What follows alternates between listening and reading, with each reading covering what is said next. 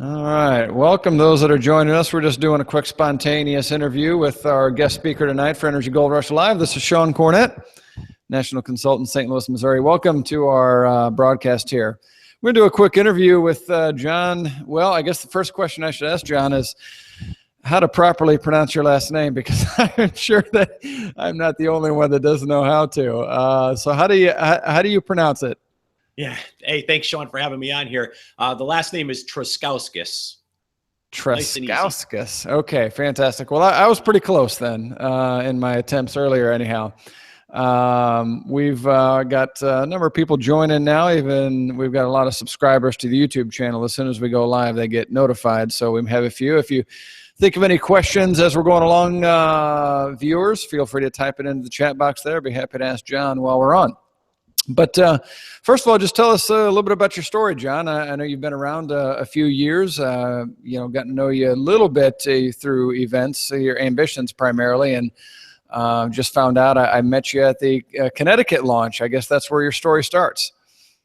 Yeah, absolutely, Sean. I got started with Ambit Energy about 4.5 years ago. It was March of 2012, right before Connecticut opened. Connecticut opened in April.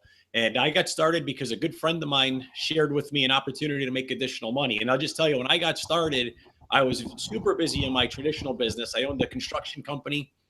I was also a selectman for the town that I live in. And I noticed people all over the country, a lot of people aren't familiar. If you're not from the Northeast, selectman form of government. Basically, we don't have a mayor in our town. We have a 3-board panel that kind of serves in that capacity. And I'm one of those members. So I was making decisions every day for the town. And then in my spare time, which you can imagine was very little, I was committee chairman of our local Boy Scout troop. So most days I was working from 5 in the morning till midnight. And then here comes a good friend of mine that says, hey, I got another business for you. And let me tell you, I was not looking for anything. But after he pestered me for a couple of weeks to take a look at the video, I took a look at it and I saw tying my income to energy as a good thing. Being in construction when the housing bubble burst, it was, I took a little bit of a hit financially. And I'll tell you, the one bill that I made sure was paid every single month was my energy bill. So seeing tying my bill to, or my income to energy, was exciting for me. So I got started on a very, very part-time basis as I was driving in the truck from job to job, reaching out, asking friends and family to take a look at that same video that I saw. And very quickly, the business started to grow and, really never looked back. So now I'm financially free because of Ambit Energy. I still work my construction business, but no longer have employees and just do it for fun, kind of as a hobby. So just to give people a better picture of how that looked when you were working the business early on, and you might have slipped it in there, I might have been distracted typing, but just how much were you working back then? Oh, yeah, great. At least 100 hours a week. Most between working and volunteering, most days I would get up, try to get to the shop before my guys to get everything ready and situated for the day. So be at my shop by 5 o'clock. They would come in at 6 o'clock and go off to their jobs and then come back in at night. And I would be moving equipment or getting things ready for the next day, or volunteering for the town or the Boy Scout troop. And many days, or in my office doing paperwork. So many days I'd end up finishing up around midnight. And then I was even going in on the weekends just to try to get things prepped to make it better for the week ahead. And the only fortunate thing we have here in Connecticut is we have winter. So I did that 100 hours a week plus for 8 or 9 months. And then in the winter, basically took the winters off and was able to kind of relax and spend a little bit of time. And when I first looked at Ambit Energy, I thought that's where it was going to fit in, was during the winter months, and ended up going back to work. It was a cold, wet, rainy March when I got started. And it didn't take long. A couple of days of being out in that cold and rain, I decided, hey, I better get going on this Ambit Energy thing. And that's when I started reaching out to friends and family. Gotcha. Fantastic. So that was got started in back in 2012, and now you're, Pure Energy Award winner. You've trained at Ambitions. You've been on Success from Home covers. You've got a training center there in Connecticut. Things are rocking and rolling for you, and you're free. You've no longer have a business, from what I understand, but you have a fun hobby. Yeah, that's what it's turned into. Yes, absolutely. I'll just share with you, that was never my intention. I actually like working construction. I like to do the different jobs and stuff. And I anticipated just having Ambit Energy, keeping it on the side. But as I got going and the more that I got involved, I started to realize that was a better path. And my real passion is helping people. So in my construction company, I could help people solve problems with their with their septic systems, with their additions and that sort of thing. But there's nothing better than helping set other people financially free. And I think that's the part of Ambit Energy that I fell in love with. Absolutely.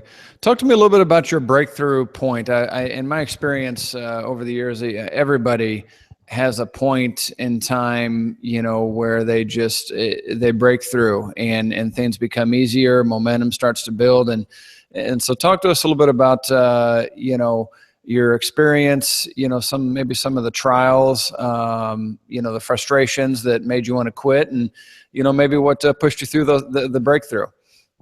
Yeah, absolutely. And for me, I think the breakthrough happened without me realizing it. My business grew pretty quickly early on. And so I got started. And like I told you, I was working a lot of hours, getting up very early, getting to my shop. And then we started doing Ambit Energy meetings. And, I was getting home at 10, 11, 12 o'clock at night, still trying to do paperwork after that. So I wasn't getting much sleep before Ambit Energy, and I was getting even less when I started Ambit Energy. And every single morning when I would wake up, I'd be tired and I would quit Ambit Energy. I would say, this just is not worth it. And, I would make the decision that morning that I wasn't going to do anymore. And whatever team we had going at the time, would just let them go and do whatever they had to do. And I would go back to work, and I had 15 employees or so. And I was dealing with all the stresses of traditional business, employees, the state inspectors and all the different stuff, DOT, inspectors, all that stuff that you have to deal with in a traditional business.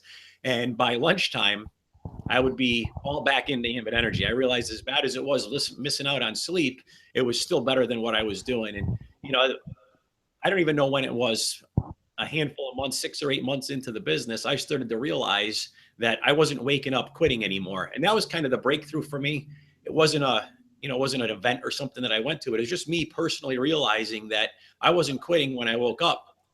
And I subconsciously realized before consciously realizing that Ambit Energy was working. It was worth the time that I put into it. And from that point forward, I started to take it more seriously, reaching out to more people and realized that was going to be my path. And that's when what I basically did is I gradually, as my Ambit Energy income increased, I gradually decreased the amount of work that I did through the construction business. And I love what I do now. I'm able to travel, work with the people I want to work with. And a lot of the people see on Facebook that I travel somewhere at least once a month, and really love doing it. Really get to spend time doing the things that I want to do.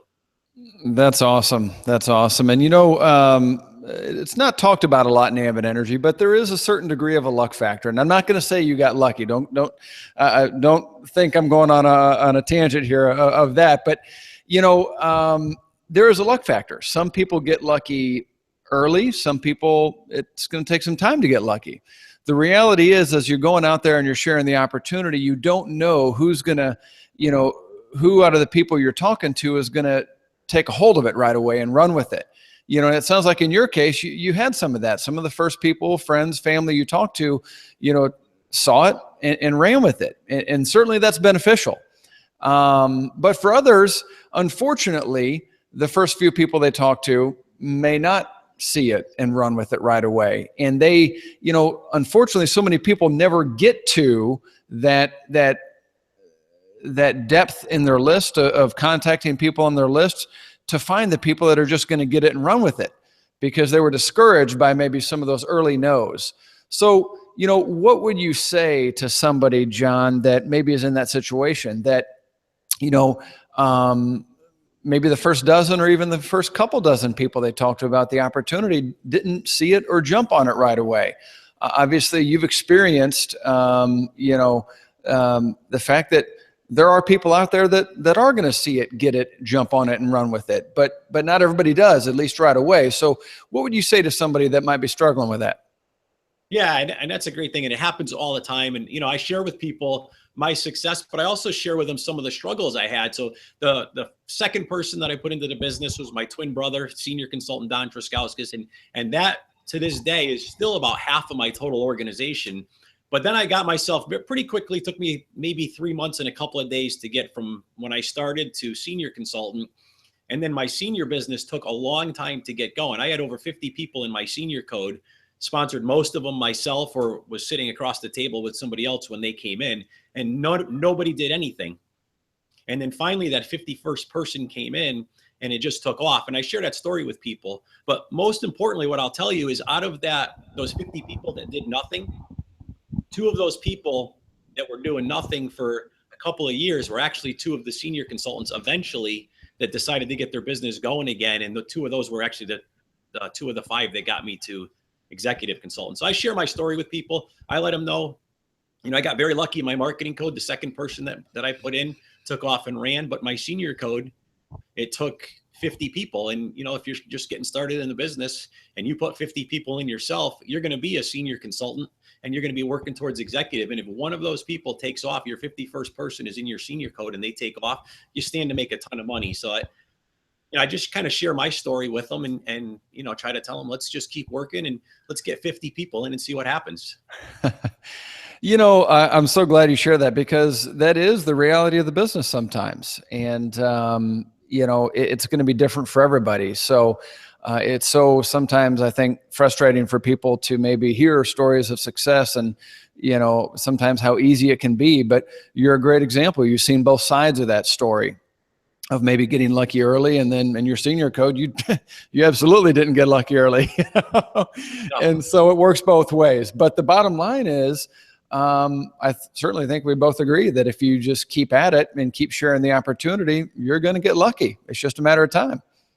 Yeah, no, absolutely. And I'm not the first person to say it, but the harder you work, the luckier you get. And it's just working through those numbers. And, I think you just got to keep telling yourself, look, it may take 2 or 3 people, it may take 50 or 100 people, but if you find that one person, you can set yourself financially free. I'll just share with you, I'm the second person that my sponsor put in the business, and he's 100% retired now. He's got some other rental income that he had prior to that, but with the addition of Ambit Energy from just sponsoring me, he's now retired and spends his winters in Florida and does what he wants to do. And, he got lucky early on too, but it doesn't matter if I came in as the second person or the 102nd person, he'd still be financially free just from that one conversation. That is, incredible. And that's the power of the opportunity, is that, one person can totally set you free. But, just to wrap up the whole conversation about luck, I've said before that unfortunately a lot of people treat the business as a lottery ticket, and they're hoping for luck. They're counting on it.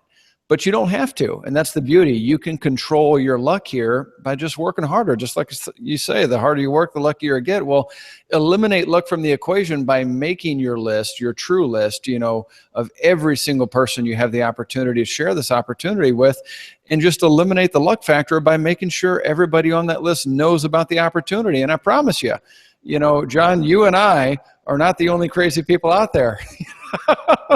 There's other people that are going to get it, see it, and run with it. And that's true for every single person's list. Everybody has a unique circle of influence that has they have that quite same unique relationship with and have the same ability to share the opportunity with. So everybody's got the opportunity. But let me wrap up here with just, saying, John, I know you've been an Energy Gold Rush user for some time now.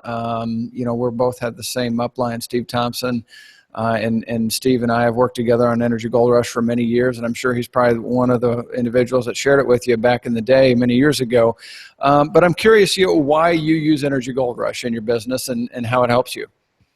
Yeah, well, there's a couple of reasons I like it. And I think one of the biggest reasons I like it is it's run by people that are actually in the business and not just some paid actor. And, corporate puts together a great video and it's very useful and people have access to it right away. And it's a good video.